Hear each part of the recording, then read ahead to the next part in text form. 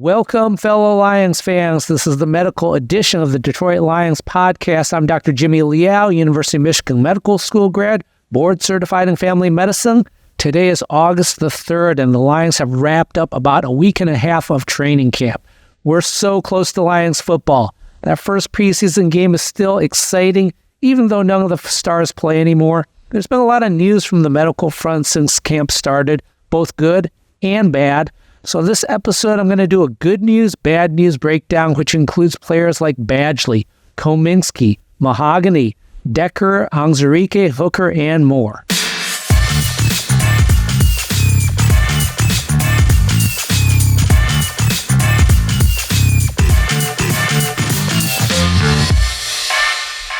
Before I get going with this episode, I want to thank everyone who's listened and watched over the past year. This is my 18th podcast for the Detroit Lions podcast, so it's like I've played a full NFL season at this point.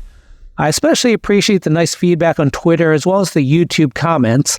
There was a good YouTube question on my previous episode that I wanted to address.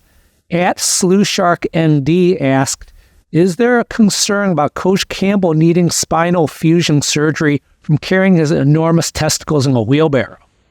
Well, SlewSharkND, yes, there is. The medical term for enlarged testicles is orchitis. Dan Campbell's orchitis has already led to multiple knee surgeries, both due to the pure mass of the testicles which wear out the knee cartilage and the swinging pendulum of the scrotum banging into the medial side of the knees, which causes a varus deformity when the knees bend outward and a tear of the lateral knee ligaments. If you guys remember, that was the concern with Laporta's knee injury last year. Of greater concern is I think those testicles have really gotten bigger since last year, which is why the Lions had to get an enormous new media podium just to try to conceal them. The podium is so big that any day it's going to get a letter from the NFL requesting a urine sample. I strongly suspect there's a direct correlation between the size of the podium and Dan Campbell's testicles, which means this year we should expect more fourth down attempts, more two-point conversions, and more random passes to offensive line. So Brad Allen, go see your optometrist and get ready. All right, enough about Dan Campbell's testicles. Let's get to the players. It's mostly good news out of the camp so far from a medical standpoint, but let's start with the bad news. First off is Michael Badgley, who kicked a clutch 54-yard field goal last year to help beat the Rams in the playoffs. He tore his hamstring and is going to have surgery, out for the year. This was an interesting one because most hamstrings don't need surgery as they heal well on their own. Last year we saw Jamir and Jamir Gibbs miss a short amount of time with hamstring strains, and for those who watched the Netflix Receiver show, Justin Jefferson missed multiple weeks with his. None of them needed surgery. So why would you get surgery? An avulsion fracture is a possibility. That's when the tendon breaks off a piece of the bone. Other possibilities are a complete tear of a tendon or a complete tear of multiple tendons. The hamstring is made up of the muscles semitendinosus, semimembranosus, and the biceps femoris, which has two parts to it. So it's 3 or 4 muscles depending on how you count it. If you tear multiple tendons, then it's more likely it's not going to heal properly and surgery is an option. We hope for the best for Michael Badgley, but a severe hamstring, even after recovery, might affect his kicking the rest of his life. There's going to be scarring, and the muscles and tendons might not work quite the same as pre-injury. That means Jake Bates is the next man up. There's reports recently that he's struggling in camp, so it's going to be interesting to watch how he does during these preseason games. If he doesn't improve, that might be another reason, besides Dan Campbell's orchitis, why we might be going for it on a lot more fourth downs this year. Badgley's a UFA after this year, so likely the last time we see him in the Lions uniform, and possibly in any NFL uniform. Fermi on Twitter wrote, career 90% over likely? Well, I think that number might be about right. Here's the problem for Badgley. Even if he fully recovers, the risk of a recurrent hamstring strain is fairly high, up to 31%, which is about 6 times normal. So a team would have to be willing to take on that durability risk, and it's probably not worth it unless they have an elite kicker like, say, I hate to say his name, you guys know who I'm talking about, Justin Tucker, damn that man. It bounces off the crossbar And it's on! Oh my goodness! Oh my! Did that just happen, Greg?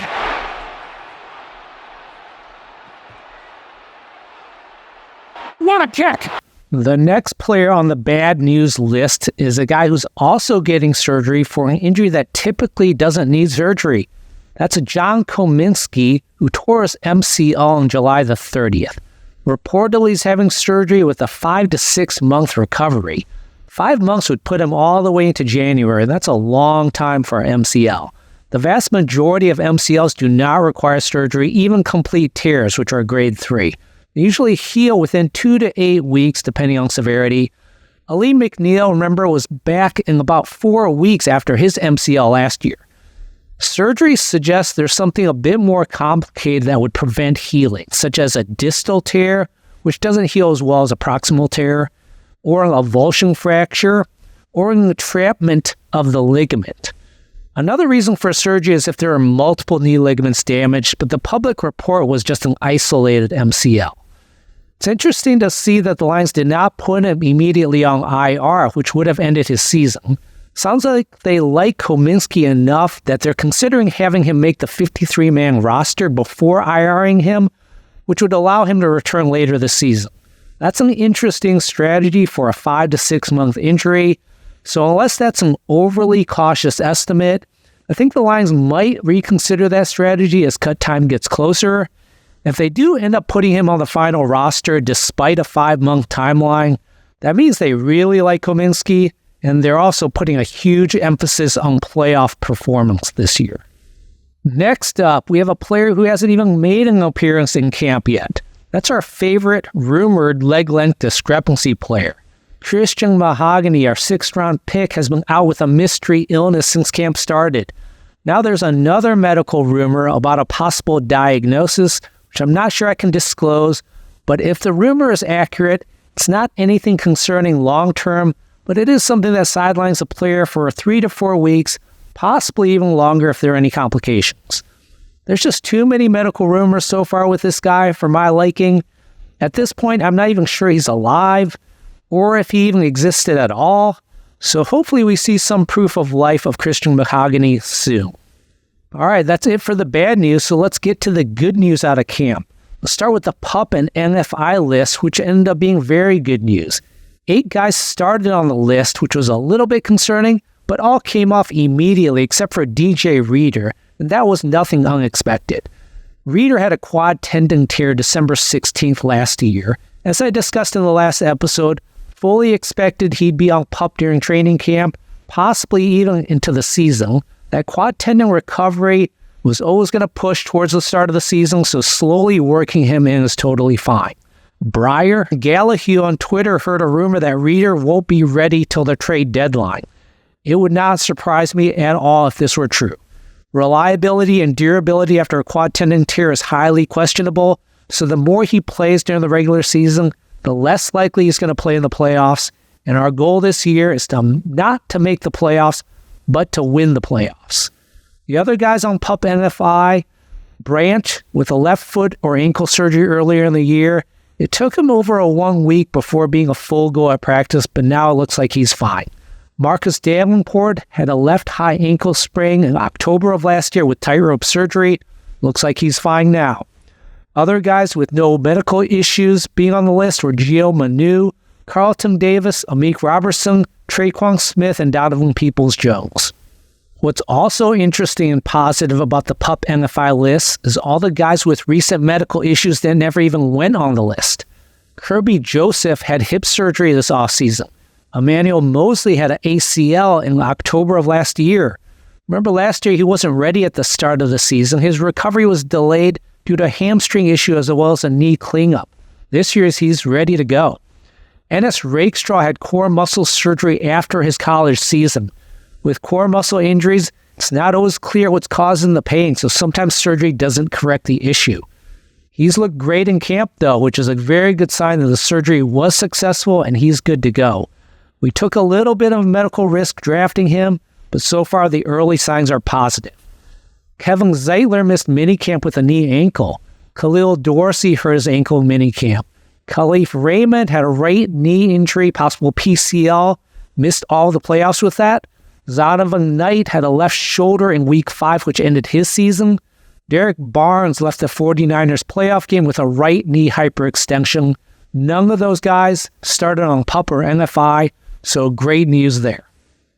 Another player who never went on PUP despite off-season surgery, and is very much on the good news list, mostly for financial reasons, is Taylor Decker, who signed a 3-year extension worth $60 million.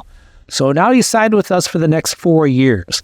I love seeing players getting rewarded for being tough and playing through injuries, and that's the case with Taylor Decker. He played through multiple foot ankle issues last year that required surgery this offseason and played very well through them without complaining. Only missed 2 games last year. You really want to reward that because it incentivizes other players to have the same kind of toughness and ability to play through injuries. Now, we may see another player who displayed toughness get rewarded very soon. That's Aleem McNeil. Remember, he continued playing another full half of football last year in the Saints game after a significant MCL sprain that landed him on IR just 2 days later. Now, the flip side of rewarding these injured warriors is you do risk having salary cap and dead cap issues down the road if those health issues cause problems. Now, the health concern with Decker is his foot. This offseason, he had a sesamoidectomy, a deltoid ligament repair, and a bone spur removal. Dan Campbell referenced these surgeries when discussing Decker's contract extension by saying, coming off surgery, we want to make sure you're good in July. So the Lions wanted to make sure he was fine before giving out the extension, which was smart. Now, the sesamoidectomy and the bone spurs could become chronic issues at some point that could affect his play. Now, whether that's a year from now or 5 years from now or never, who knows? I like to look at the contract structure to get an idea of how concerned the Lions might be about his health going forward. The next 2 years, the Lions are basically locked into keeping him because the dead cap is huge. If they cut him after this year, the dead cap is $31 million. If they cut him after 2 years, the dead cap drops to $9 million. So basically, the Lions are planning on him playing for 2 years for sure, and then the last 2 years are sort of a year-to-year basis. Now, if he plays the entire 4-year deal, great. If he doesn't, they can move on after 2 years without too much cap paying.